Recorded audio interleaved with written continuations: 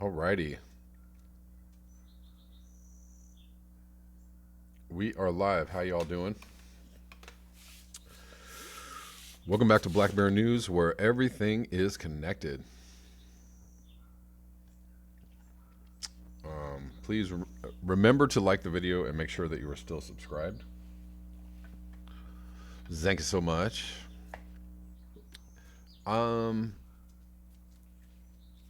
As seen by the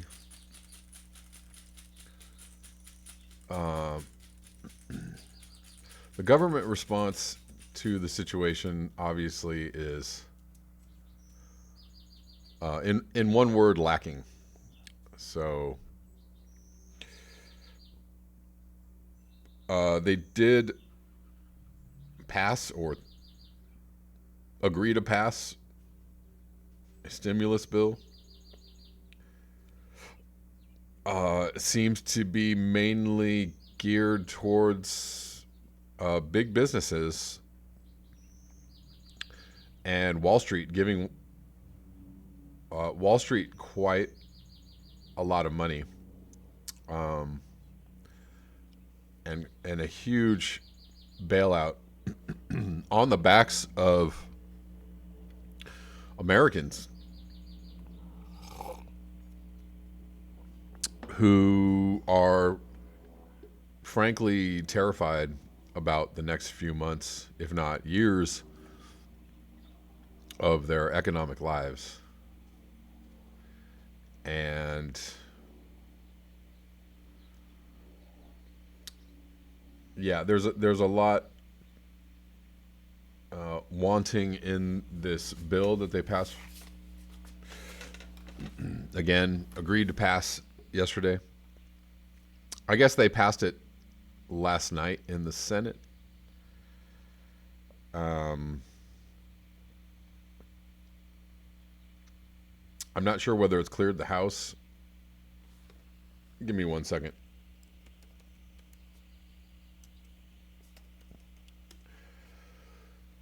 Although I believe it's going to.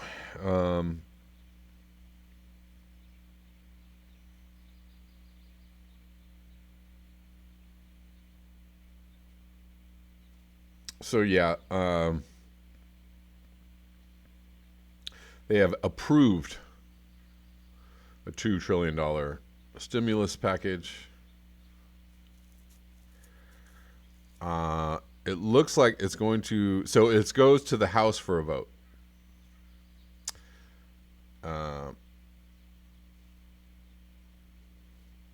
House will convene at 9 a.m. on Friday, so that's tomorrow.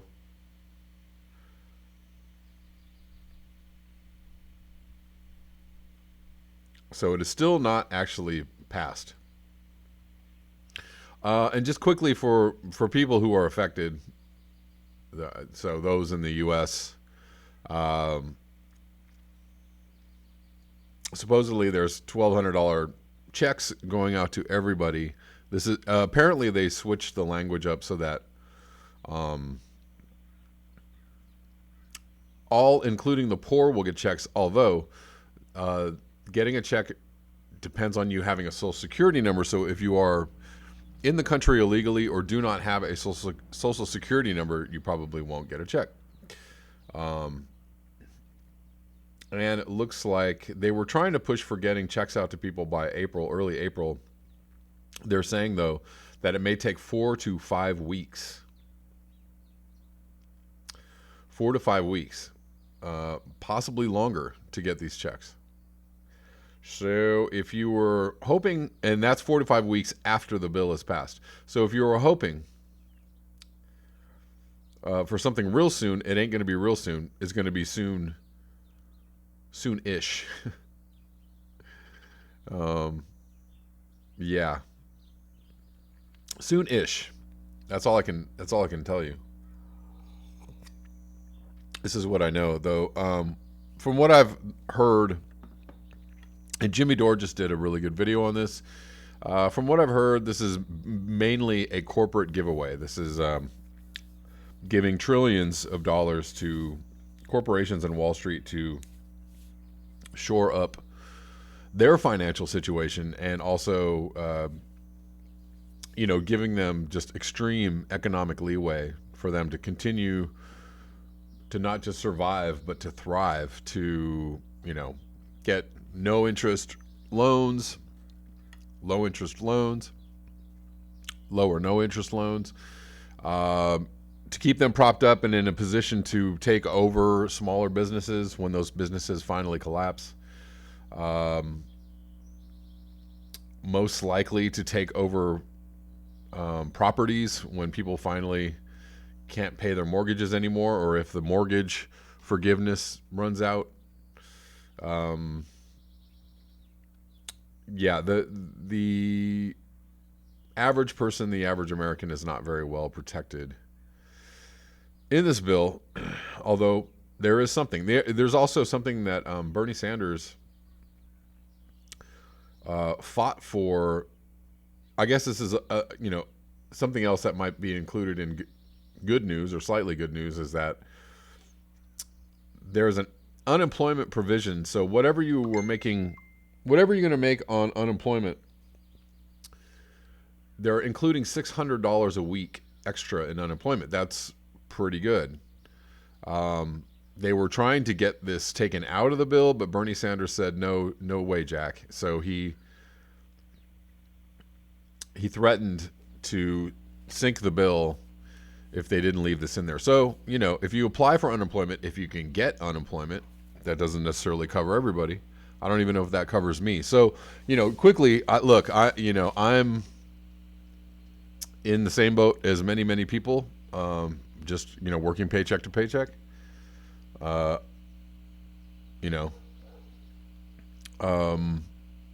situation isn't totally collapsing yet, but, in the next week or two, on the verge of collapse. So just letting you know, there's no, I'm not coming to you from an ivory throne somewhere. I'm not coming to you from a privileged position of, being able to pay my bills, which is why, all this is one of my income streams, this channel. It's actually one of my main income streams at the moment, because my other income stream is pretty much dried up. So, that's why I thank you in advance always for any donations to this channel. Because not only does it keep the channel going, it keeps me going. I have a household to run and children to feed.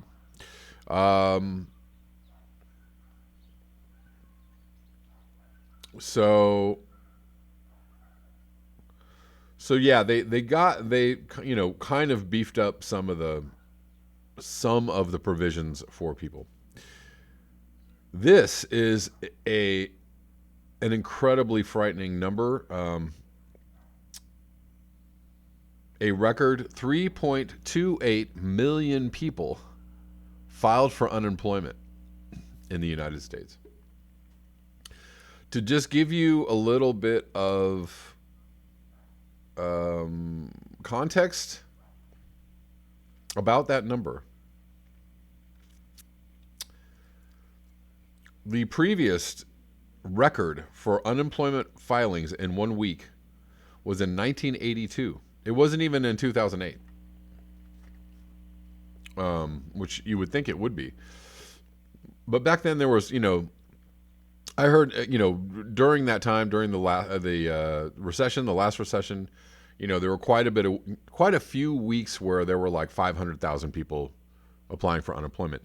The previous record for weekly unemployment filings was 695,000 in 1982. That was almost 700,000 in 1982. That's a pretty big number, but absolutely blasted out of the water. 3.28 million people file for unemployment. And, of course, I guess that's why they're trying to get this thing through as quickly as possible, because, do the employers or is there any any support for actually this many people getting unemployment? What's the support for that is a really large question. My guess is that there isn't enough support for that. They are going to figure that one out real quick. I hope they figure that one out real quick, because 3+ million people filing for unemployment. You think that's going to overwhelm the system, guys? Just a little bit. So I saw a tweet earlier.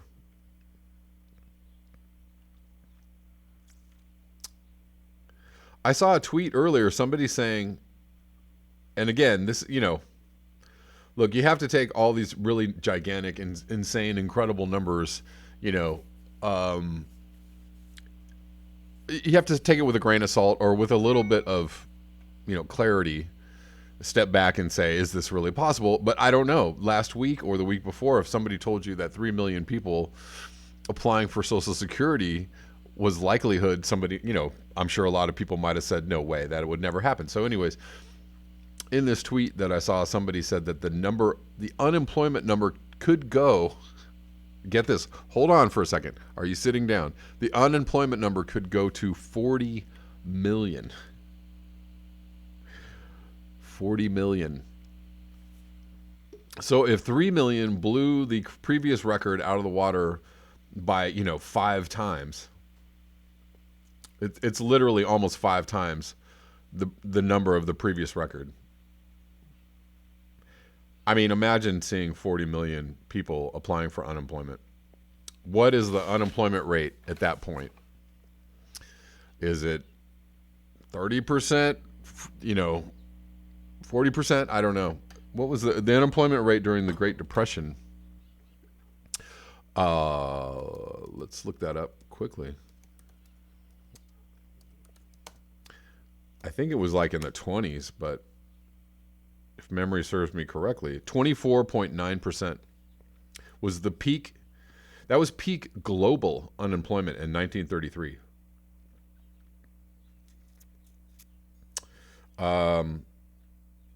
No, sorry, I retract that. Peak U.S. unemployment was 24.9%.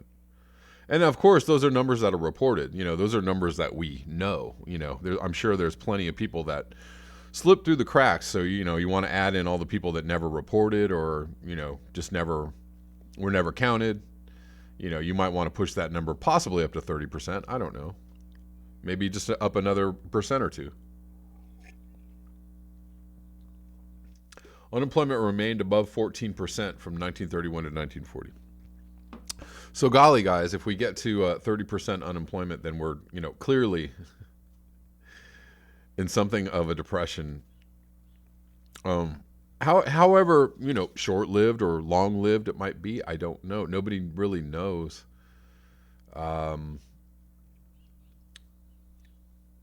Nobody really knows what the long-term prognosis of this is. Nobody really knows what the bounce back is. And just to be clear, y'all, when I say like there's a possibility that things could turn around and look better in the next, couple months, I'm not saying that as a point of what's the word I'm looking for? I'm not trying to be insensitive to people's fears around the situation being bad.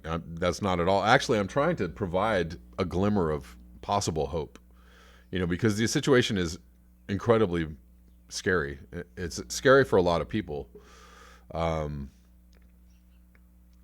if an economic depression or recession happens, obviously that has long-term implications for people's economic health, and in the end, their physical health as well. So, when I'm saying like hold tight, and do the right thing, if we all do the right thing, we might possibly get out of this sooner than later. I'm just saying that as a point of, if you hold on and hold tight, and things might start looking better. Hopefully. Again, all of this is said through the lens of living in an economic paradigm, right? This is all said through the lens of a capitalist paradigm, economic health, and people being able to eat and survive and exist in the current system that we have. Seen through the lens of climate change, or possibly proposing another economic paradigm in which we might live in harmony with the planet, or with climate change in mind. Seen from that lens, well, this is bad for people, but fairly good for the biosphere. Is there a way that we can raise awareness somehow around industrial civilization being, not just a heat engine, but the driver of destruction that it is? Maybe this is a good time to try and get people to look at this. Maybe. I don't know. Some people might think that, oh, you're pushing a political agenda, or how insensitive, who cares about climate change? People are starving. Okay. Fair enough. Who cares about climate change? Animals are dying. Who cares about climate change? People might be starving soon from the effects of climate change. Who cares about climate change? Whole forests are dying. Who cares about climate change? Whole oceans are dying. Hey, who cares about climate change? The Great Barrier Reef is dying. And this is from today, from CNN. The Great Barrier Reef likely just experienced its most widespread bleaching event on record.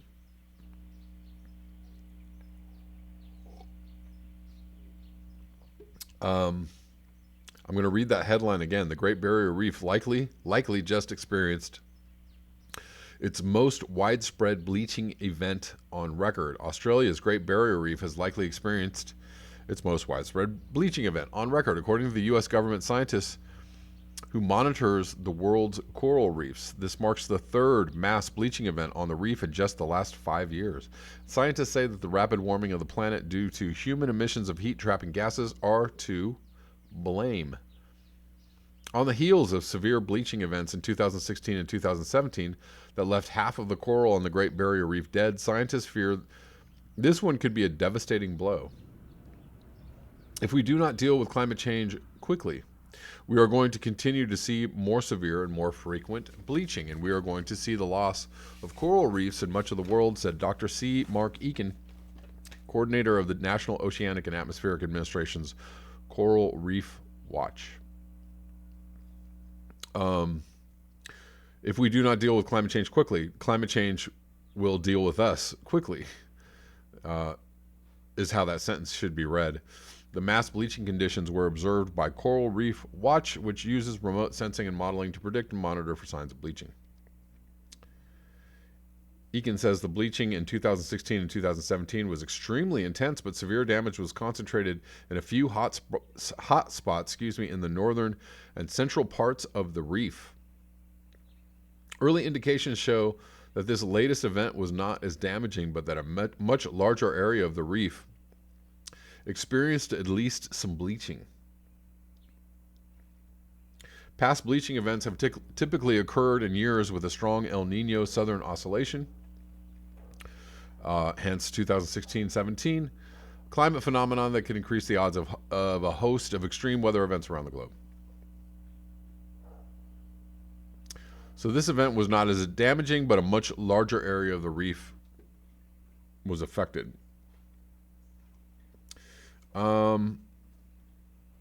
So yeah, there you go. I mean, there's been reports that, bleaching events will just continue to happen every single year. Hello guys, how you doing? Thank you for being here. Magical Thinking Barbie, hello. CB Unglesby, hello. J Thadcast, what's up? J Thadcast, who cares about aircraft manufacturing? The climate? Jay Ackert. Basil Peterson. No Nogmos. Hey, I got a super chat in here from TCR Galaxy. Thank you so much, TCR. Keep up the great work, Kevin. Green Hearts and Earth. Thank you. So let's see.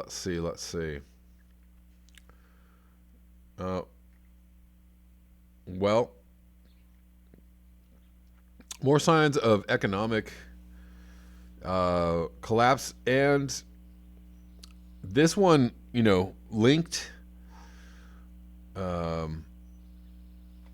probably linked to an eventual lack of global dimming or aerosol masking effect, which could in turn drive up global temperatures quickly, creating some kind of earthly hellscape for us to enjoy in the coming years. This is from Zero Hedge. Unprecedented collapse. U.S. airline traffic is currently at 10% of its normal rate. So air traffic is down 90%. And,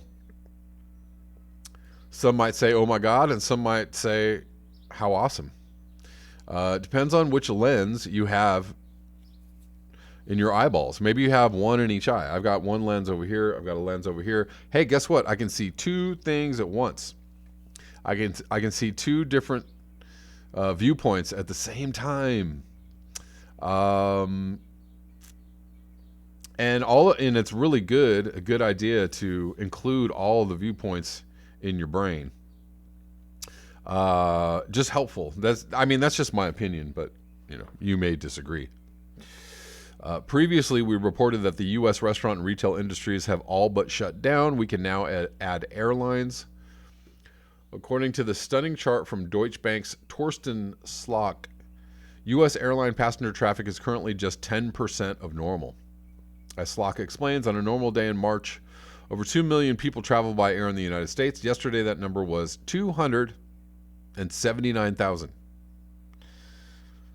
Whoa. Just over 10%. So it's quite a loss. And that's all. That's it. That's all we have. We have a graph of air travel going down, down, down, down, down.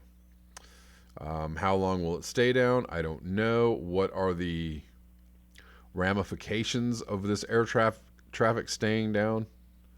I don't know.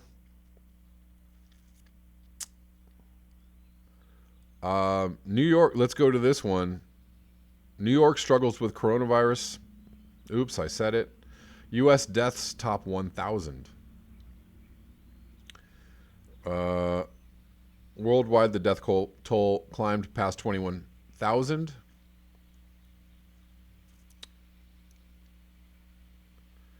And yes, mostly news we're all aware of. Spain's death toll has risen past 3,400, eclipsing that of China. And Italy is way past. Italy has 7,500. I'm sure these numbers are bigger now.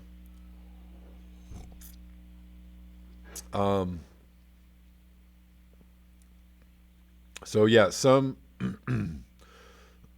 countries and certain areas of these countries are being hit extremely hard. Italy is just reeling at the moment. And for whatever reason, they have a very high mortality to case rate, extremely high. Looks like Spain does as well. Iran does as well. Oddly, Switzerland, I think, has... maybe it's not that odd. They're next to Italy, so I don't know. Other countries have lower mortality to case ratios, and we can all agree that we don't know whether all of these numbers are true or not. I don't know. You kind of have to take them on face value in order to just operate, in the same world that everybody else is operating on, but whatever.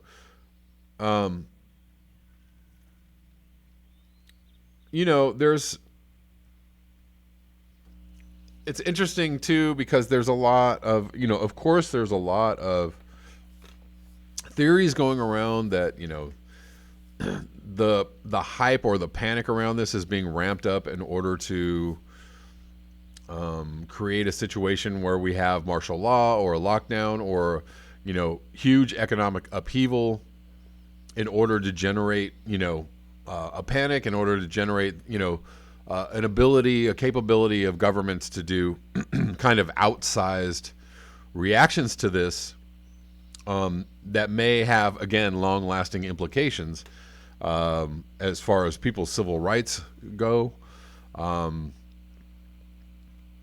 And that's a valid fear. I'd say that is a completely valid fear, right? I mean, we're seeing it with the economic response from the government already, right? If you just take the economic response, in and of itself is, they're using this situation in order to pump money into these corporations, these huge corporations that otherwise might go belly up very quickly. They're propping up they're propping up the rich, the people that are already getting paid, $10-20 million a year in bonuses or whatever it is.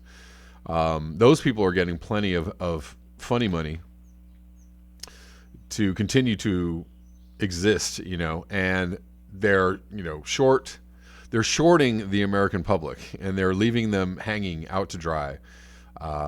So we already see that, if you just look at the stimulus bill, if you just look at the bailout situation, you can see it's clearly obvious that this is a situation, an opportunity for the rich and the powerful to get more rich and more powerful, and to, let the people deal with it, but are there more sinister implications or more sinister things going on? I don't know. We can only guess. It's interesting though, because I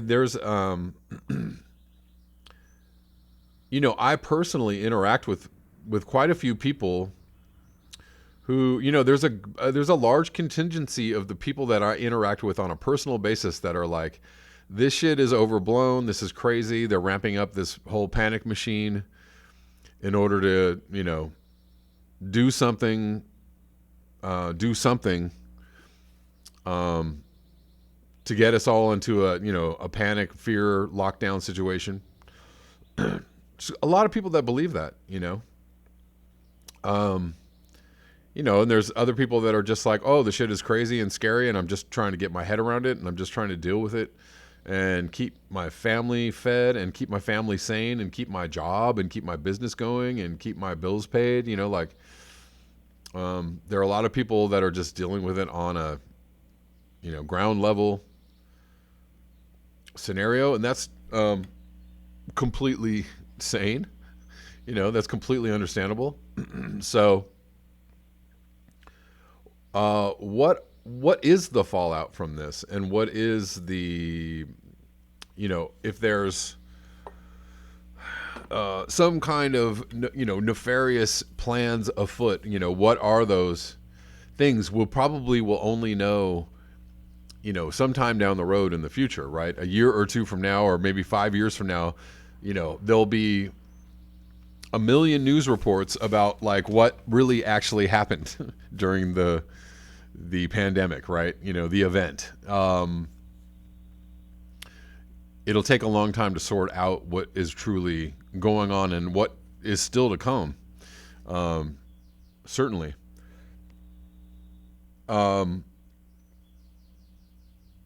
So if you're feeling paranoid, if you're feeling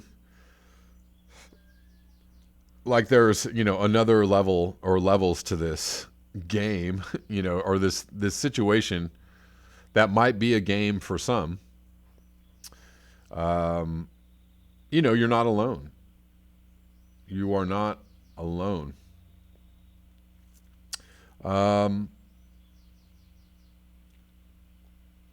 Here's a little bit of bright spot, some good news in all of this carnage. This is from yesterday. Huge victory for Standing Rock Sioux tribe as federal court rules the Dakota Access Pipeline permits violated the law. So this is some good news. This is what the tribe has been fighting for many months. Their fearless organizing continues to change the game. So years after Dakota Access Pipeline was a huge story and a huge event, a showdown between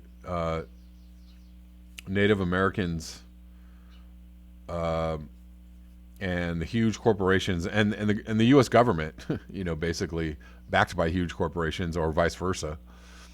Federal judge handed down a major victory for the Standing Rock Sioux tribe of North Dakota on Wednesday, ruling that the U.S. Army Corps of Engineers violated the National Environmental Policy Act by approving federal permits for the Dakota Access Pipeline.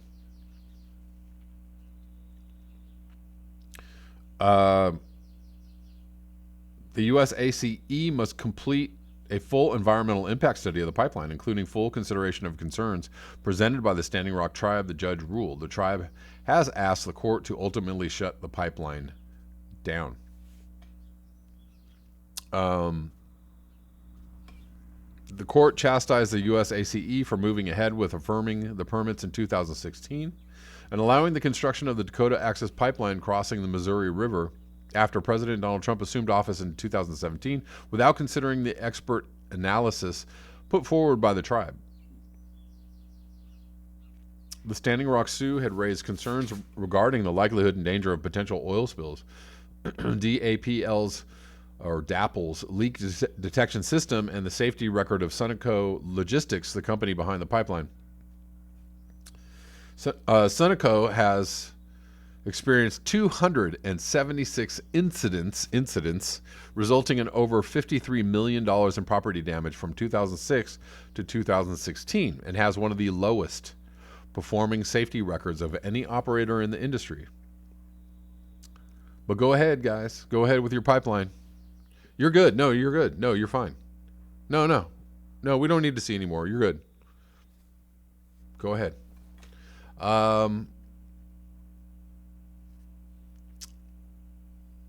The Dakota Access Pipeline and the fight against DAPL and the fight against the pipeline was the subject of international attention in 2016, when thousands of water defenders gathered at camps in North Dakota, facing a highly militarized police force armed with tanks, riot gear, rubber bullets, and other weapons. And if you remember, they state here the Obama administration had it right when they moved to deny the permits in 2016, but they let it go on for months and months and months. They let the highly militarized police force armed with tanks, riot gear, rubber bullets, and other weapons to basically terrorize these protesters for a very long time. That's why it became an international incident. Why it gained international attention is because it just went on and went on and went on and went on, and finally Barack Obama was like, "Oh, okay." And Elizabeth Warren, who is part Native American, didn't say one word the whole time until Barack Obama said, "Okay. We won't. We'll deny it." Afterwards, she was like, "Okay, yeah, and that deny those permits." So anyways, so he did that, and then Trump took office and reversed the decision, allowing the construction to be completed in June 2017. which is not, super terrible, but not surprising considering Trump. Anyways, they won. Huge victory for Standing Rock Sioux tribe. They ordered a review of the pipeline. So I'm assuming that they're halting whatever construction is going on in order to do an actual environmental review. Okie dokie. Yeah. 4 years later. If anybody is a SpongeBob SquarePants fan, you'll understand. All right. So, got another super chat from Klaus 003P84. Klaus says, "Hey Kev, greets from Vienna. I'm an ambulance driver trying to help fight the pandemic, the virus. Now we are waiting for money to explode, and after that, the East Siberian Arctic ice shelf. Keep up. Take care." Thank you, Klaus. Now we are waiting for money to explode. We are waiting for money to explode, and we are waiting for, yes, and the East Siberian Arctic ice shelf is also waiting to explode. Thank you, Klaus. I appreciate the super chat. All right, guys, I'm going to read a couple comments, and then I am going to go take care of some other items in my day. Isako Palma, no one is talking about methane. Methane. Jay Thadcast, now what is that oil worth? $6 for a 50-gallon barrel, right? Spent a whole lot of money. Levi James says, Derek Jensen said in a conversation with Sam Mitchell that he's afraid the pandemic will cause this culture to hate nature even more since she is not being nice to us. Could be possible. I don't know. Again, it's the humanitarian kind of impulse that humans have, which is, help humans above all else, and firstly, which is, that's just a natural. I'm not saying anything is wrong with that. I'm just saying that's how humans are. But when that, how does that affect how we view nature, or putting nature firstly? It's just, it's complicated.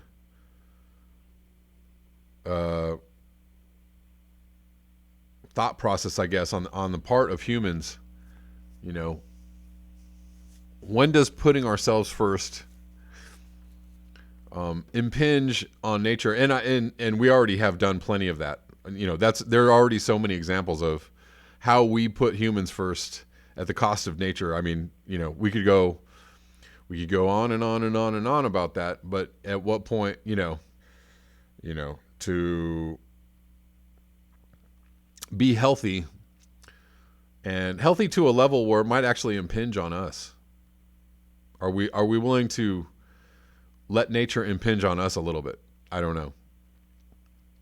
Rich Diana, I'm giving up on politics. They're too greedy to deal with our dilemma. At the moment, yes, because they are all bought and sold by corporations. They are owned. A large majority of the politicians in office are owned. They are funded by the corporations that are telling them that, you need to do something. Do us a solid, guys. You got to do us first before you do anything for. That's why, it's why they ran such an absolutely overpowering information campaign against Bernie Sanders because, oh my God, head explosion. If you actually talk about doing things for people, how are you going to pay for it? How are you going to pay for it? And, but when it comes to the powers that be giving the corporations all kinds of goodies, no, not one person has ever said, how are you going to pay for it? Not one. I haven't heard one TV newscaster say, how are you going to pay for that? If I'm wrong, please direct me to a time and a place or video, some information. Jay Thadcast, thank you for the SpongeBob quote. Ew, something smells like big business. Oswald Spengler, who lives in a pineapple under the sea, the entirety of humanity post-collapse. Indeed. We will all live in Bikini Bottom soon, and won't that be such good fun? Osama, yes, that is good news. Great news about Standing Rock. Some good news, some cheery news in these depressing times. Gene says many U.S. people don't know who Mother Nature is. And Mother Nature, once in a while, Mother Nature likes to hand out a spanking. Remember the commercials about it's not nice to fool Mother Nature? Do you remember those? It's not nice. Mother Nature is going to get out the belt pretty soon. And then we're all going to be like, well, I wonder whose fault was that? I don't know.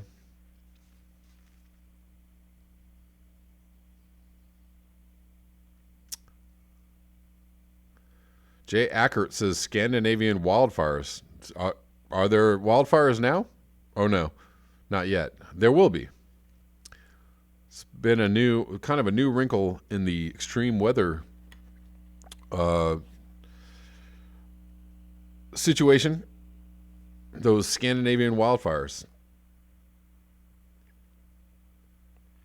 No representation. Wait till the summer. If you think Australia forest fires were bad, Siberia will go up in flames. Well, considering the extremely warm winter that the entirety of Russia and Northern Europe had, it doesn't look good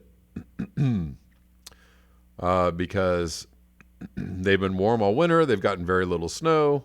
Everything's going to dry out very quickly. Everything's going to get hot very quickly. Rich Diana, yes, it was a margarine commercial. Yes. I loved those commercials. It's not nice to fool Mother Nature.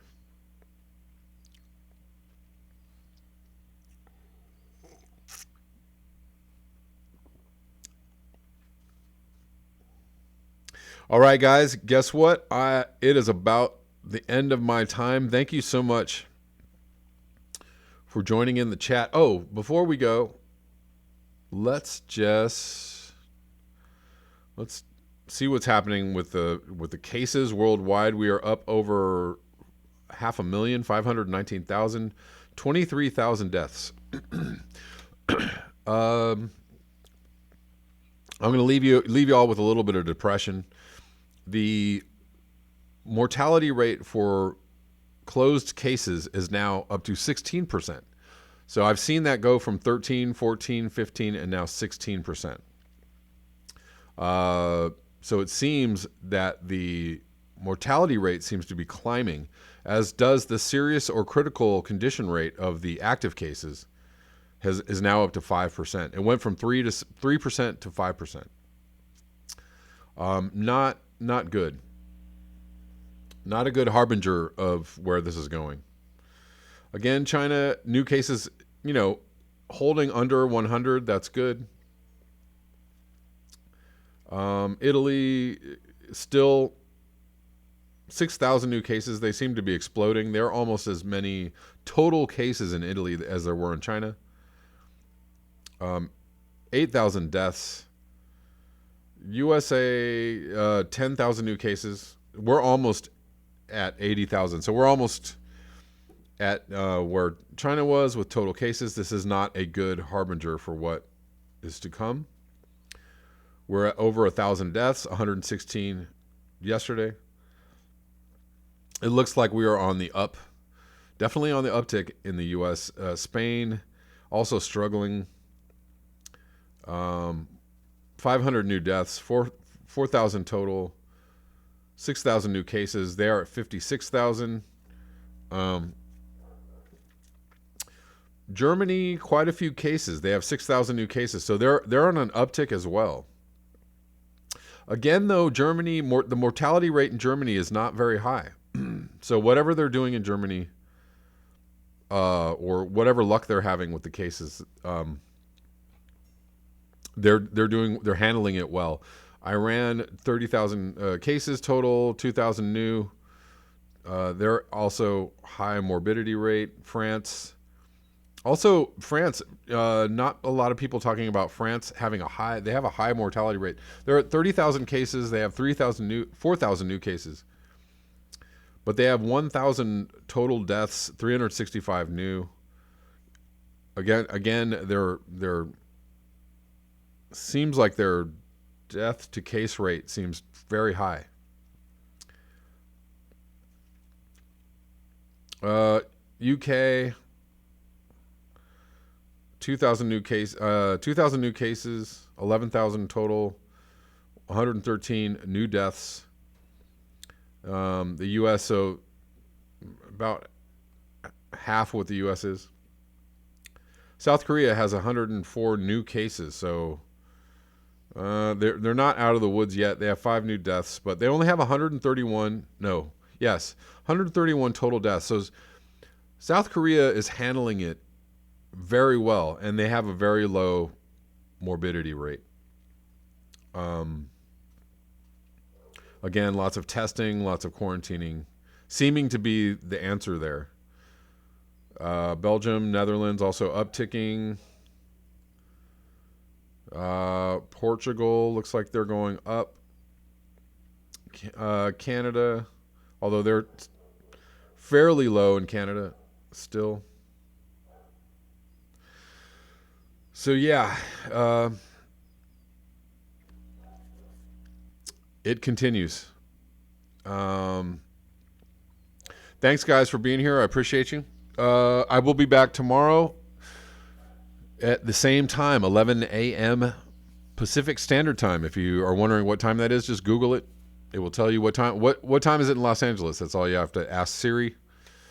She will tell you the time in Los Angeles. I'm on at 11 a.m. I will see you then tomorrow. Thank you guys for joining in. I appreciate you all, and enjoy your day. Peace.